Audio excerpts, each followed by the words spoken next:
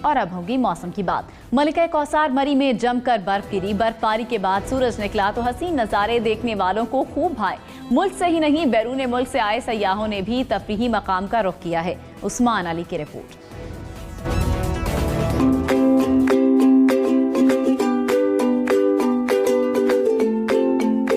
मरी के मौसम का हर रंग ही सयाहों पर जादू कर देता है। बर्फबारी के बाद सूरज ने झलक दिखाई तो मौसम की ये अदा भी सबको भाई। मुल्क के कोने कोने से ही नहीं, बैरून ममालिक से भी सयाह यहाँ का रुख करते हैं। जनूबी अफ्रीका से आए सयाहों ने खूबसूरत मौसम की दिल खोल कर तारीफ की। यहाँ वेदर बहुत अच्छा है आज माशाल्लाह, बहुत धूप लगी हुई है तो बच्चों ने खूब एंजॉय किया है, फैमिली ने खूब एंजॉय किया है। वेरी नाइस अरेंजमेंट्स हैं। काफ़ी स्नो है और बहुत एंजॉय कर रहे हैं। हमने एक दूसरे को बर्फ़ भी मारी है। सयाहों ने बर्फ के गोले फेंक कर खूब हल्ला गुल्ला किया।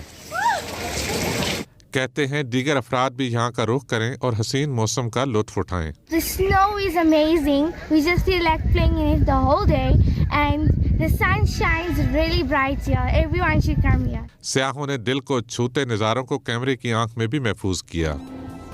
बल्तिस्तान